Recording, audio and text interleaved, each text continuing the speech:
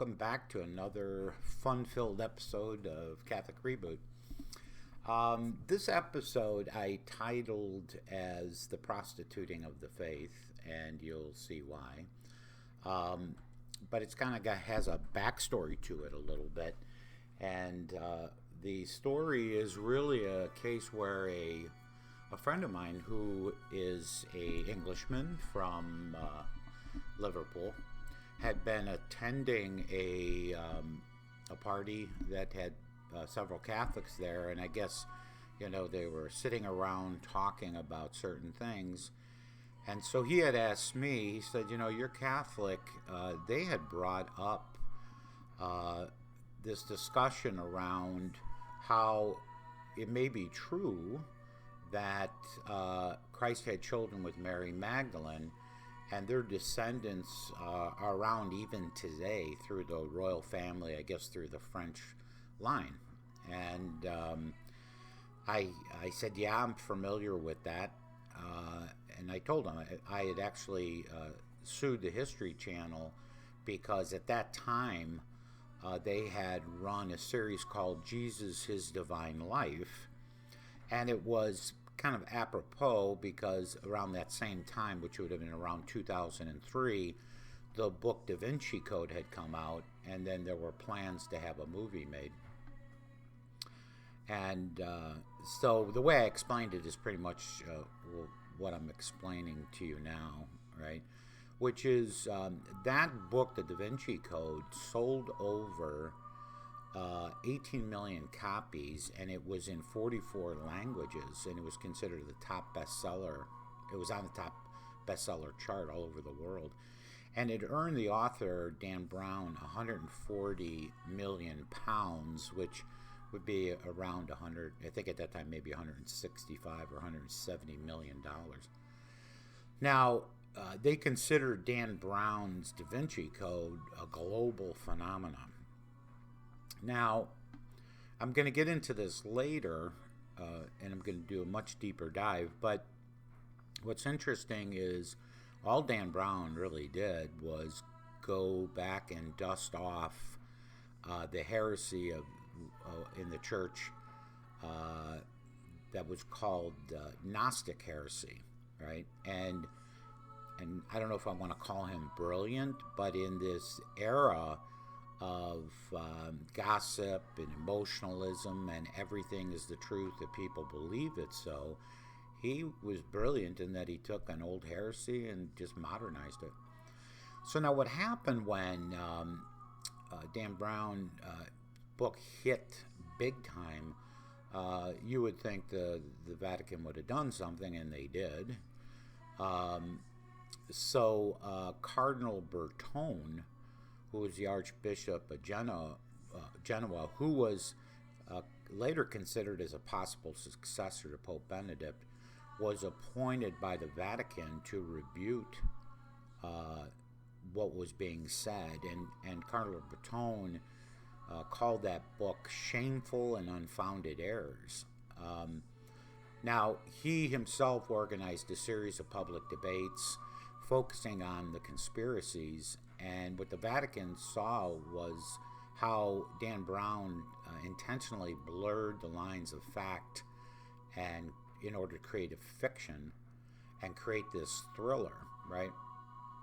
Now, just for those that don't know about the book or those that didn't see the movie, the theme was that it followed an investigation of a Harvard code expert who was looking into the murder of a curator of the Louvre Museum in Paris.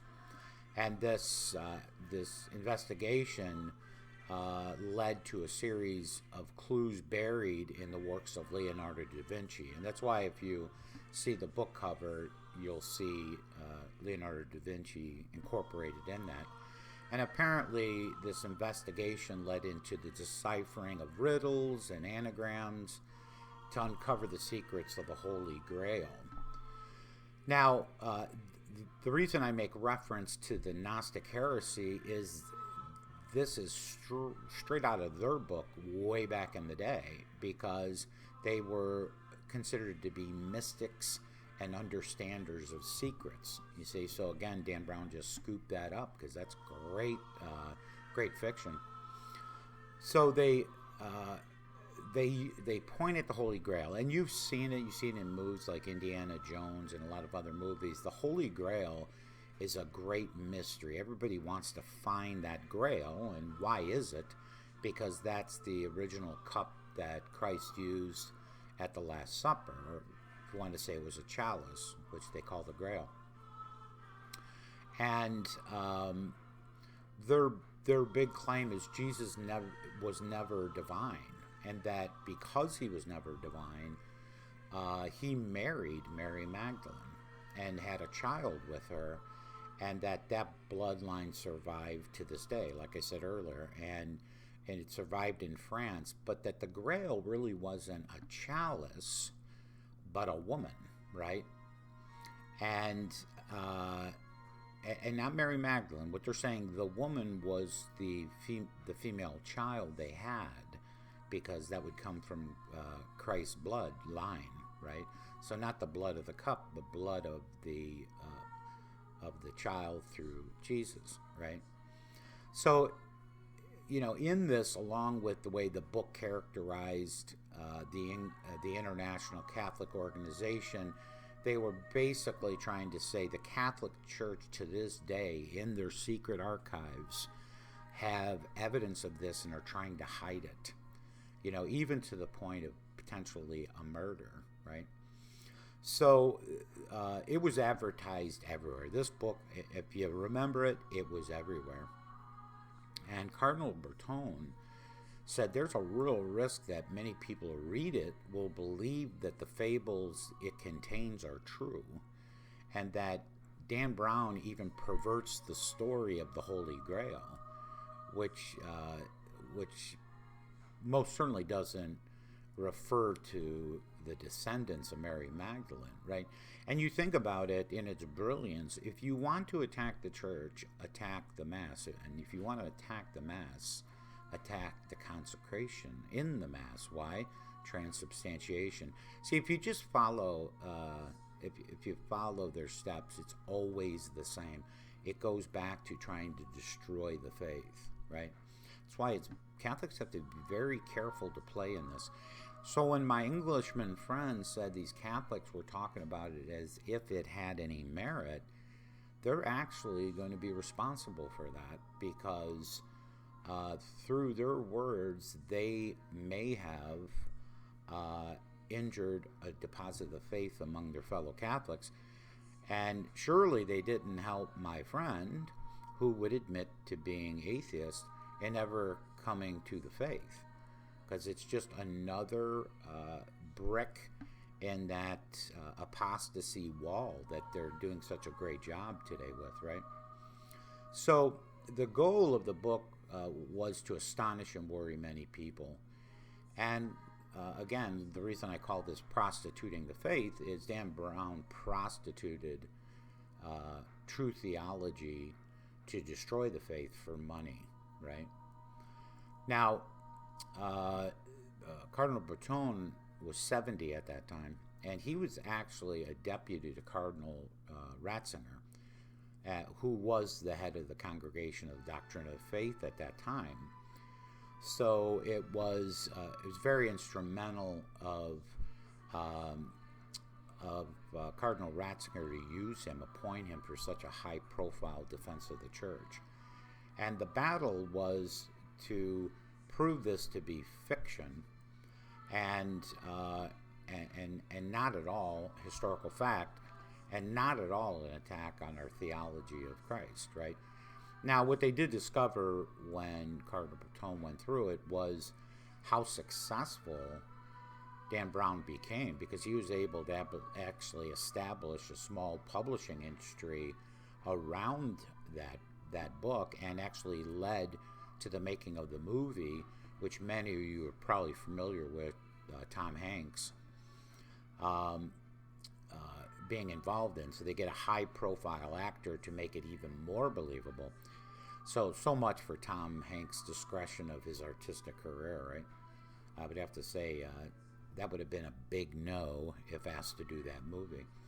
Now, according to David Barrett, who's a writer on religion and became an expert of the Da Vinci Code, he said, members of the Catholic Church are particularly upset by what they see as the blasphemy suggestion that Jesus may have had sex. But there is absolutely no theological basis why Christ would have been married and had a family. They're also upset that the way the Catholic Church was portrayed as being this plotting type church, right, to hide all these secrets. So they did a great job. They did a right and a left-hand punch.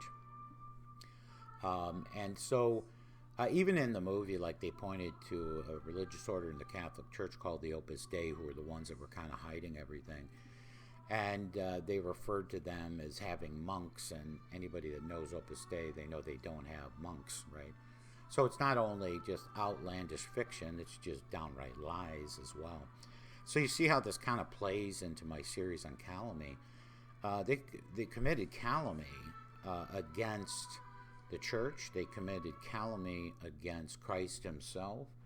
And they also committed calumny against Mary Magdalene, right? Willy-nilly, let's just destroy their reputation. So, Greg Watts, another Catholic author, had similar concerns about Brown's credential. He said Dan Brown's concern is to make money rather than teach theology. He has found a gullible audience and has played on their ignorance. He said he gives the readers the impression they understand Christianity when in fact they have been hoodwinked and manipulated. Now, once again, back to my English friend, what he experienced was exactly that. A group of Catholics at a party being manipulated and basically professing a heresy. I don't know if they realized that's what they were doing. Now, this type of information, overall, where does it come from? You may remember when I was talking about the councils of the church, I said there were certain heresies. And I kind of went through them very quickly because later on I want to do an episode specifically on the heresies in the Catholic Church. But one of them was the Gnostic heresy. And Gnostic, and I'll put the name up there so you can see how it's spelled, right, is actually, that G is at the center of the Freemason symbol, right? Now, they will not say that's what that is, but just by the profession of what they believe, they fall right into the secretness of what the Gnostic heresy contained, right? So the Christian heresiologists, those that are experts in heresy, most notably Irenaeus, regarded Gnosticism as a Christian heresy in the 4th century. So when the Roman Empire was finally on its decline because of the significance of their paganism, Gnosticism was slowly losing its influence because Christianity was becoming so strong. So by the power of the Catholic Church, eventually Gnosticism went into hiding. But as you can see, it didn't go away. And in many of the heresies, they just go into hiding. And it just waits for a future culture to be ignorant enough, and they'll raise them again and see if they can't get those seeds to bear fruits. Now, the term Gnosticism, which gets its name from the Greek word gnosis, which means knowledge, was a religious movement beginning possibly even before the time of Christ and extending into the first few centuries of the Christian era. Now, you may say, well, how could it be if you're saying that this is the group that attacked Christ? Well, prior to Christ, what they were pushing for was these certain principles, which I'm going to go through with you now, and then all it did was get modernized after the time of Christ. So here are the common Gnostic beliefs. One, although Christ appeared to be human, his humanity was merely an illusion, right? Two, Christ appeared to die, but did not really die. The crucifixion was really a crucifixion, as in fiction, right? 3, Christ was not truly God, or the second person of the Trinity. He was merely creating a created being who was the lowest of the aeons, I'll put that word up there, which is a group of semi-divine beings between God and man. I'm going to stop right here. So you can see how this would predate Christ, because it's more paganistic at its roots, and then they tried to incorporate it in more of a Christian element later on. So each lower aeon was given the power by a higher aeon. Christ, the aeon furthest removed from God, created the world because God was too pure to dirty himself with the matter. So they're pretty creative. Now, the fourth was, matter is evil. So one can do anything one wants with one's body, including killing it, to release the soul from its imprisonment. 5, the God of the Old Testament is evil, as evidenced by the fact that he created the material universe, which is a little bit of contradiction of why they said that Christ was involved, because God couldn't touch something so impure, but then they say he was evil. He is not the same as the God of the New Testament, who is the God of love, as Jesus and his apostles taught, right? 6, people are saved by acquiring secret knowledge, or Gnosticism, right? Or knowledge being gnosis, right? Which is imparted only to the initiated. Now, doesn't this sound familiar? Aren't we seeing this in this one world order? And as George Bush had said, we are entering a period of a one world order, 1,000 points of light. That comes from a very Freemason Gnostic background, the enlightened ones, right? So Gnosticism was similar in some ways to the modern New Age movement we see, right? So New Agers, Gnostics use Christian terminology and symbols, but place them in alien religious contexts that gutted the essential teachings of Christ. So they're not really sure where Gnosticism began. They just refer to it as before Christ. But many of the church followers thought Gnosticism was founded by Simon Magus, the Samaritan sorcerer who converted to Christianity. And this is actually said in Acts 8:9. So some contemporary scholars think Gnosticism started a few centuries before Christianity, and then invaded it from the outside through the conversion to Christianity of Jewish and Gentile Gnostics. And then they were the ones that started the heresy. So overall, it's clear that the apostles themselves had to contend with this form of Gnosticism even in their day. And I'll provide the scripture verses that show you that. But one specifically is where Paul said, avoid profane babbling and the absurdities of so-called knowledge, gnosis. By professing it, some people have deviated from the faith. And that's in Timothy 1. Well, isn't that awesome in the sense that St. Paul said that long ago, and then it's resurfacing exactly the same way, right? Now, another Catholic author, his name was Greg Watts, had similar concerns about Brown's credentials, right? And he said Dan Brown's concerns is to make money rather than teach theology, right? So, and I think I may have explained that already. So, the bigger question Watts has is that the Da Vinci Code has appealed to such a broad audience that it really presented a challenge to the church, because like calumny, once that lie is out there, you really can't put it back in the bottle, or I use the analogy, feathers in a pillow. They're just out there in the wind and corrupting the minds of the faithful, or possibly those that could come to the faith. Now, he said there is a lesson for the church in the success of the Da Vinci Code, and the lesson is that the church needs to use media much more effectively